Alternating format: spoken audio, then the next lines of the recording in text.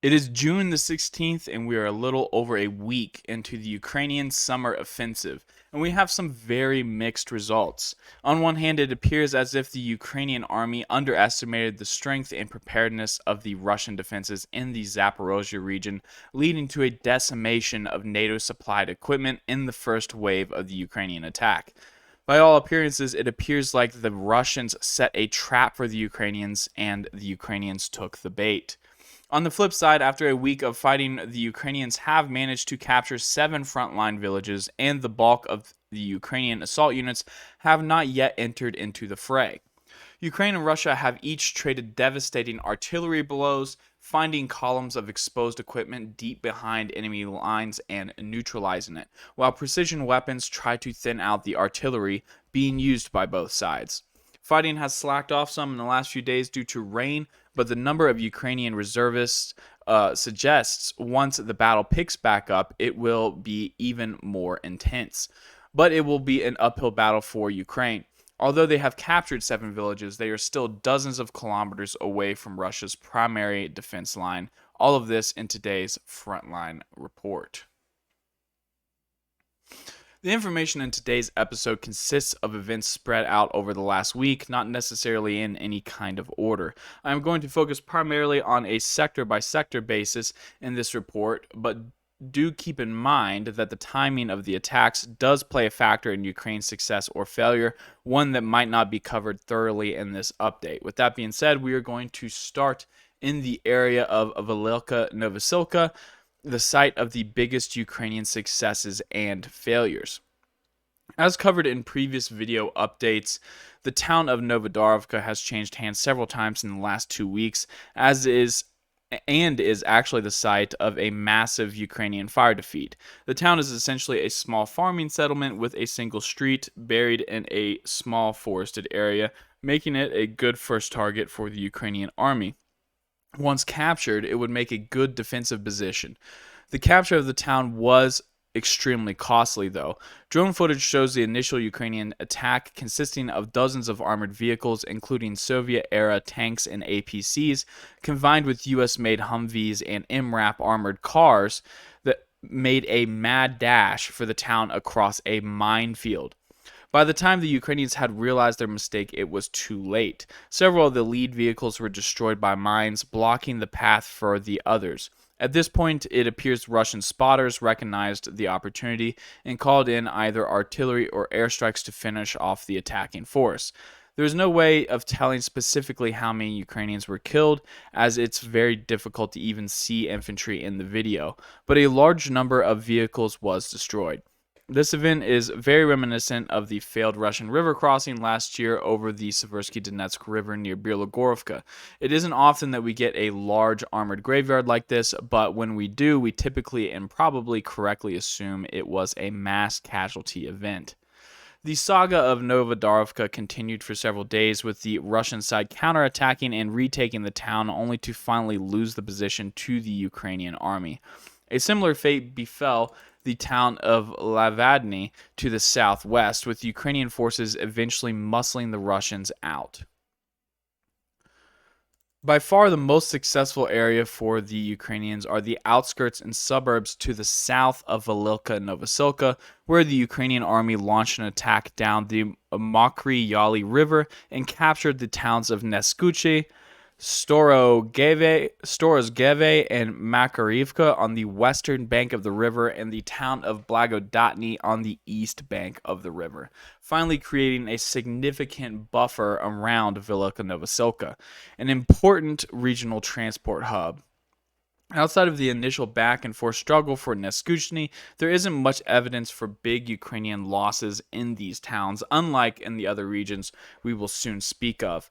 By all appearances, it seems like the Russians in the area, for the most part, cut and run, either in a rout or after receiving orders to abandon the towns. When taking a bigger perspective of this section of the battlefield, it appears that a defensive salient is starting to form for the Russian side, with a potential opportunity for the Ukrainians to cut off Russian forces in Rivnepil.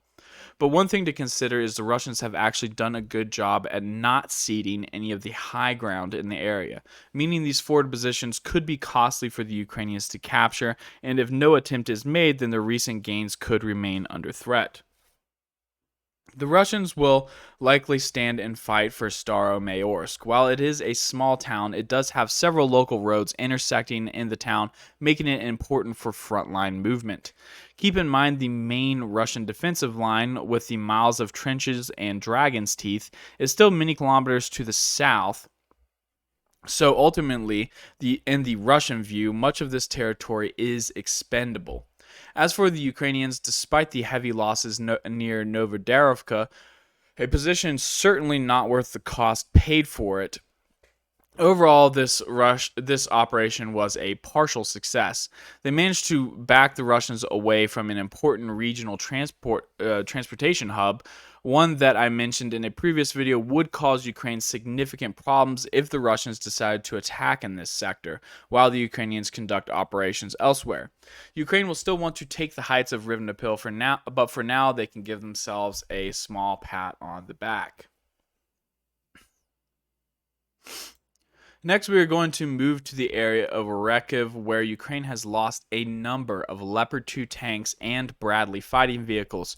But before we dive into that, I just want to ask that everyone consider hitting both the like and subscribe buttons, actions that are totally free for you to do, but are a big help for me to grow the channel. Also consider hitting that bell icon so you do not miss the next update.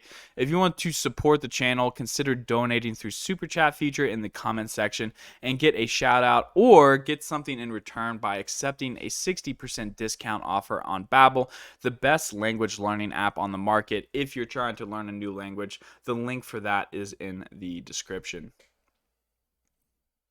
The battlefields south of Rykov have been the site of some of the largest clashes between the two near-peer armies. The field south of Rykov, in between the Russian-occupied settlements of Robotny and Novopokrovka, is actually where we get the first footage that the Russians claim is the first recorded destruction of a German-made Leopard 2 tank. The Russians claim that 4 Leopards are clearly visible in the video, and one of the 4 is on fire due to a mine explosion.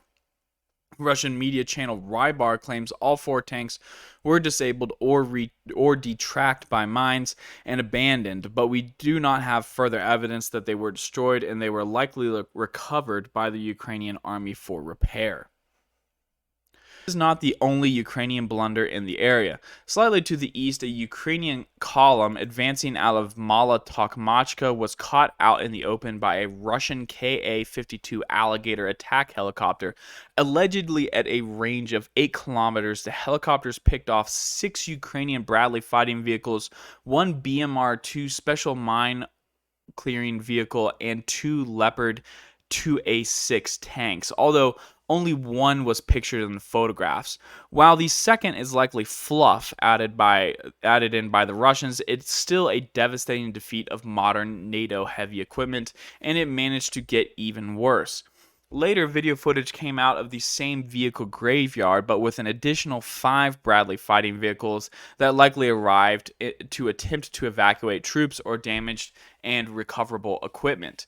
Unfortunately, by this point, Russian helicopters had been replaced by drone operators dropping grenades and spotters calling in artillery strikes on the Ukrainian rescue attempt. Some people suggest that this is bad tactics on part of the Ukrainians, and may be, but I would say this is likely a very similar event to what happened to a failed Russian assault by the 55th Marine Brigade on Vuhledar in January. Some vehicles got stuck in the open and were subject to an artillery barrage. A rescue attempt is made by bringing in new heavy equipment that attempts to use the already downed vehicles as cover obstacles. This protects the rescue party from direct fire and ATGMs, but unfortunately not from artillery, which is the biggest risk in this scenario, but it doesn't always come. In total, it appears like nearly 10 Bradley IFVs were lost at the site, which is about 10% of all the Bradleys supplied to Ukraine to begin with. The U.S. government is already making moves to replace the lost vehicles with thousands of Bradleys in inventory, Ukrainian instructors already trained on its use, and a U.S. attempt to phase out the vehicle. Any replacements for the lost IFVs will likely arrive on the Ukrainian battlefields much more quickly than the first batch, and I would suggest their tactics are probably going to change up somewhat, using them on an individual basis rather than in mass. Like you've seen in these videos. Nevertheless, a costly affair for Ukraine. Over the following days after these initial losses were incurred, Ukraine did manage to capture some of the ground between Mala Tokmachka and Nova Pokrovka. From reports coming from the battlefield, it appears Ukrainians did switch tactics and are relying on heavier use of infantry with some support from armored vehicles, as seen in this video, where a squad to platoon-sized unit is dropped off in front of a Russian entrenched outpost and are provided with effective suppressing fire from heavy machine guns mounted on Humvees. Once the infantry squads begin moving, the Humvees retreat to pick up more soldiers, and the Ukrainians seize the position with what looks like minimal casualties. This is a very textbook maneuver and gives a glimpse of what the Ukrainian army could be capable of using Western equipment and tactics, but most Ukrainian operations do not go so smoothly. A bigger perspective of the Orekhiv area shows the Ukrainians have gained some ground and reportedly have advanced and captured much of the gray zone between the front lines, which is larger on this part of the battlefield than in the urban areas such as Bakhmut, although I do not have this represented on the map because I am unsure of the specifics. Some of the fiercest fighting has taken place near Robotny, where both sides have sustained heavy losses, as seen in this video where the Russians can be seen losing tanks to Ukrainian infantry. The fighting in this area will be much tougher than in Veluka Novosilka, as Robotny is part of the Russian first line of entrenchment, although there are several fallback positions for the Russians to the south and east, covering the approaches to Tokmak and Plogi, which will be two prime targets for a successful Ukrainian offensive. There is a third and final direction of attack that could cause the Russian army some big problems. On the banks of the Dnieper River, the Russians and Ukrainians split control over the town of Kamyanske that has the important E-105 highway running through from Zaporozhye to Melitopol, a road Ukraine will need access to if they are to achieve their ultimate goal of capturing Melitopol and splitting the Russian land bridge. The battles were raging near Veluka Novosilka and Orekhiv. Ukraine launched a third strong attack on Russian positions east of the E-105 highway, where they briefly achieved a breakthrough, capturing the small settlement of Lobkove and advancing several kilometers deep into the fields, nearly capturing Lugove and coming close to encircling Russian forces in Kamyanska. Russian troops responded quickly with artillery, air support, and a counterattack that likely came from the direction of Pyatkatki on the town of Lubkove.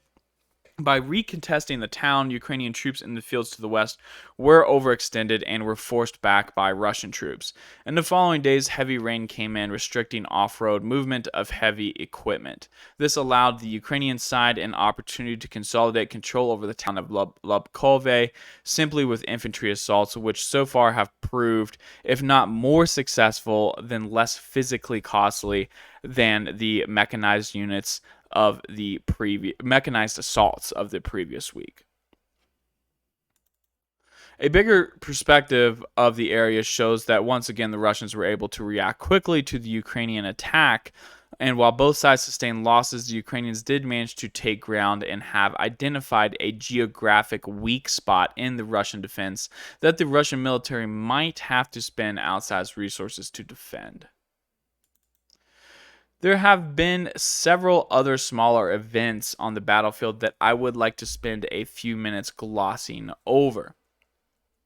Firstly, there was one or potentially two Ukrainian river crossing attempts in the eastern Kherson region that were repulsed by the Russians. It seems like there is some overlap in facts here, but there is some interesting drone footage of Ukrainian troops disembarking from boats a Ukrainian tugboat destroyed by Russian artillery, and video/audio of a healthy amount of small arms fire in Novokhovka over the previous night, with the claim that the Ukrainians were attempting to cross the river.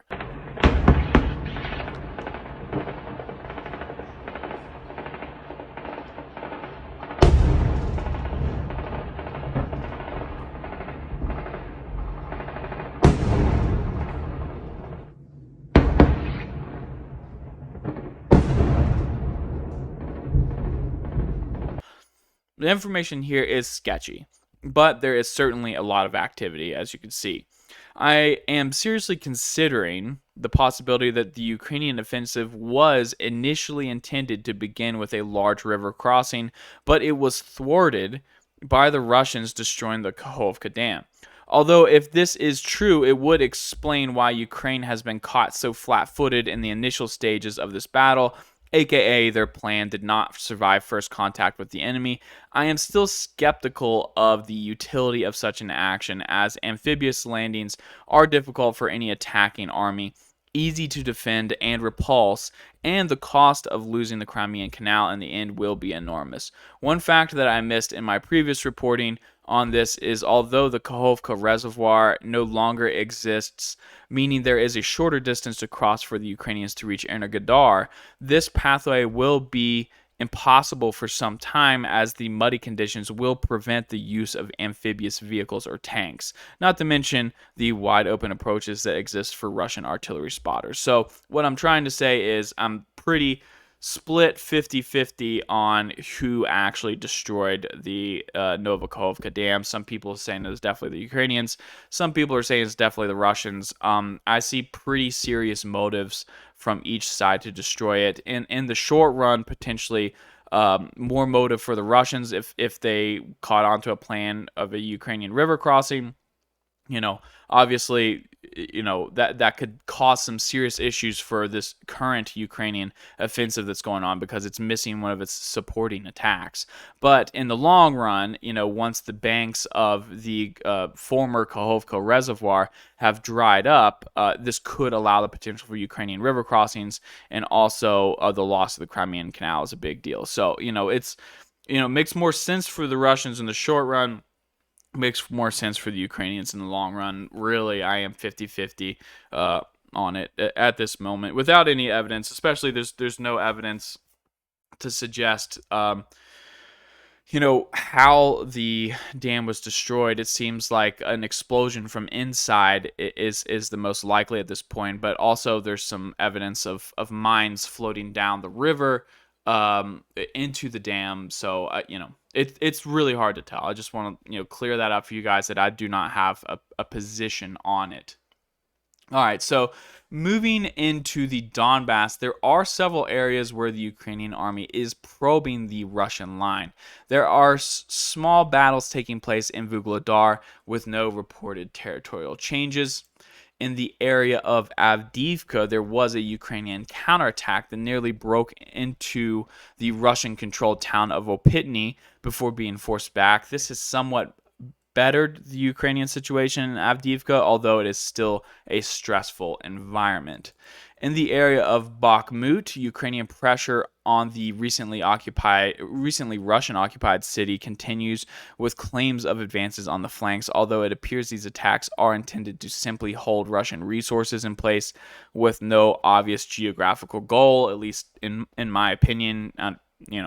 Should the Ukrainians have some successes in breaking through Russian positions, there's some towns obviously that they would want to snag. Maybe, of course, Klashivka in the south, cutting the road between Bakhmut and Gorlovka. The town of Zaitseva is critically important. The town of Bakhmutske, south of Soledar, is very important. So those might be long-term Ukrainian goals if they wanted to recapture and circle Bakhmut, but just not seeing that possibility as of right now. And finally, in the Seversk area, there are some Ukrainian formations washing up against Russian lines, although at this point it's also unclear what exactly the goal is in these assaults. Russian drone footage, though, shows that they are not going very well for the Ukrainians.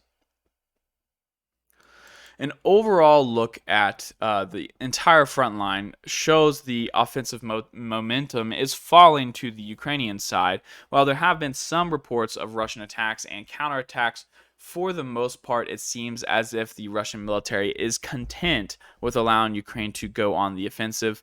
Overall, I would suggest things have started off pretty rocky for the Ukrainian army. There are probably a good many reasons as to why, but I would suggest the biggest among them is the telegraphed direction of attack. Really, everyone knew going into the summer that the Ukrainians had really only one front that offensive operations could result in the victory in the war, and that was the Zaporozhye front. While this is a long front and there are many different areas to probe, this still allowed the Russians to make over-the-top preparations for the assault. It seems as if the Russians were able to lay several traps for the advancing Ukrainian forces, taking out a large number of armored vehicles in Ukraine's initial wave, primarily through the use of artillery, fighter bombers, and helicopters, thinning out Ukrainian tank columns before they even reached Russian ground troops. This is not even to mention the devastating losses on Ukrainian support equipment, such as self-propelled artillery and air defense caused by Russian Lancet drones, which we will have to cover in the next video. In terms of losses, both sides are floating ridiculously high and low casualty numbers, depending on who's making the claims, which is something I cannot accurately measure myself, so I can't speak to it. But equipment and vehicle losses, at least for the attacking Ukrainian side, is high and is probably somewhere between 100 and 200 vehicles conservatively. And that's everything from pickup trucks and Humvees to more armored vehicles such as MRAPs, Bradleys, Soviet IFVs, and Western and Soviet tanks. That's not to say the Russians haven't lost equipment as well. There are several Russian columns that were accurately sought out by Ukrainian artillery, as well as vehicles destroyed on the front lines. One of the more interesting Ukrainian success stories that we're going to cover in the next video, I didn't have time to cover, is the use of HIMARS in a counter battery role targeting Russian self-propelled howitzers. So it's not really something we've seen yet. Another success story for both sides is that we'll talk about in the next video is the use of FPV drones, which is a particularly scary development in modern warfare. And there's, of all the equipment we've seen on the battlefield, the production rates and the number of times we see videos from these FPV drones has increased more than anything else. They're big. So Ukraine still has a great deal of combat power, so we do not want to make the assumption that the offensive has already fallen flat. But the ground gain to losses incurred is so far very unfavorable, making the likelihood of success more difficult than before the offensive began. So that is all from me today. Thank you guys for being patient on the update, and more from me next time.